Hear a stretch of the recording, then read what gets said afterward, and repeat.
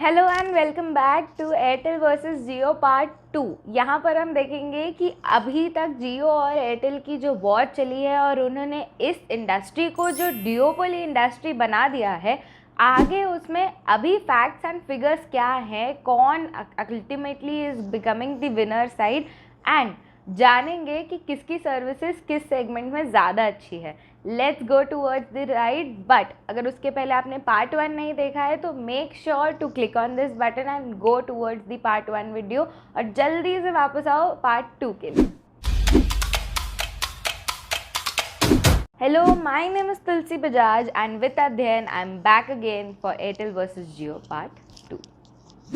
After acquiring the brands mentioned in the past video, Airtel finally took the last major step, which was in 2018 December they started focusing on high value customers.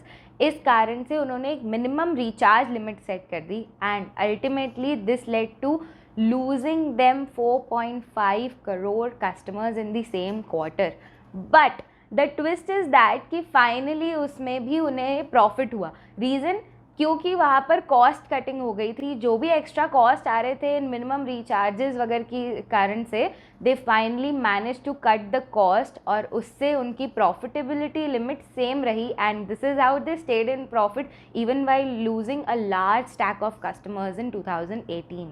After this, finally Airtel started moving towards the ecosystem building just like Jio. Airtel ने focus किया to provide their customers with set-top boxes, broadband connections and exclusive services like Wynk Music. Here's the benefit of moving towards an ecosystem. जब भी एक company ecosystem की तरफ जाती है, customer retention के अलावा उनके पास 3 सुपर पावर्स आती है जिससे उनका सिस्टम और बड़ा होता जाता है. So the ecosystem allows you to provide different entry levels to a customer.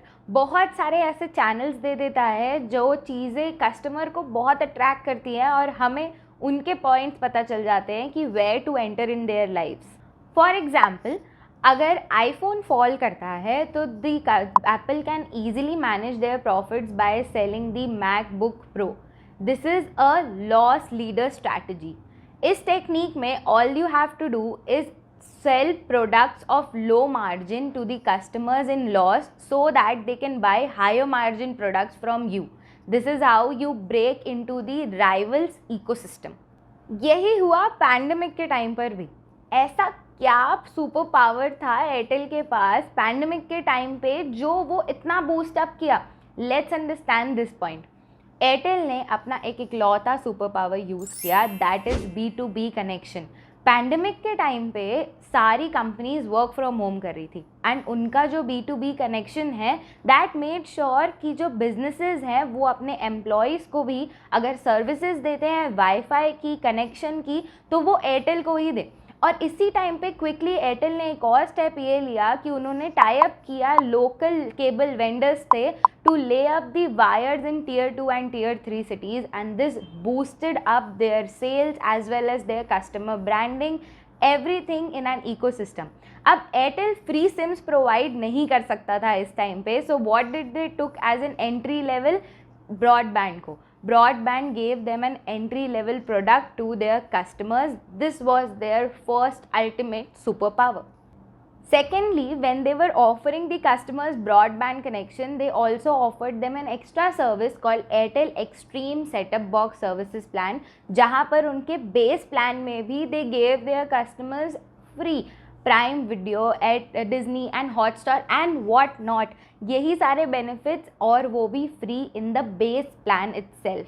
तो ऐसे एंटर किया जियो के इकोसिस्टम में एयरटेल ने, जहाँ पर ऐसे घर पर भी वो घुस गया जिनके पास जियो के SIM holders were using Airtel broadband connection. एक अमेजिंग फैक्ट जो आपको पूरी स्टोरी क्लियर कर देगा. सितंबर 2020 में 95 लाख न्यू कस्टमर्स ने ब्रॉडबैंड कनेक्शन लगवाए और उसमें से 70 लाख वर ऑफ एयरटेल. बाकी जो बचा 15 लाख अराउंड कुछ जियो ने एक्वायर किया अपने अंडर में. Rest everybody was a Airtel broadband user. This is the second power of Airtel. Finally, उनकी loss leader strategy and every other strategy that they focused on worked perfectly well and acquiring the majority numbers in the pandemic. Now I hope आपको पूरा scenario clear cut दिख रहा होगा सामने. So now we have to agree that ये industry दो players के हाथ में ही चलने वाली है and this is a duopoly industry now in India. अगर आप एक normal investor point of view से देख रहे हैं जो ट्रेडिशनल इन्वेस्टिंग अप्रोचेस यूज़ करते हैं तो आपको डेट जो इन कंपनीज़ का है वो थोड़ा बॉदर कर सकता है, बट आप अगर मेरी सुने तो ये सेक्टर फ्यूचरिस्टिक सेक्टर है. यहाँ हमें स्ट्रैटेजीज़ और उनके तरीक़ों पर जिस एग्जीक्यूशन पे वो वर्क कर रहे हैं उसको देख के इन्हें जज करना पड़ेगा. एंड उस लेवल पे they have been competing each other cut to cut, throat to throat. And यही चीज़ें हैं आगे चल के भी ध्यान देने वाली कि इस इंडस्ट्री में दो ही बेस्ट प्लेयर्स हैं जो पूरे टाइम इस इंडस्ट्री की अपॉर्चुनिटीज़ के साथ कोप अप कर रहे हैं और न्यू चीज़ें लेकर आ रहे हैं. Finally, now they have stopped this price war and now they are focusing on profitability as well. So let us know in the comment section कि आपके घर में किसका ब्रॉडबैंड है, एयरटेल या जियो.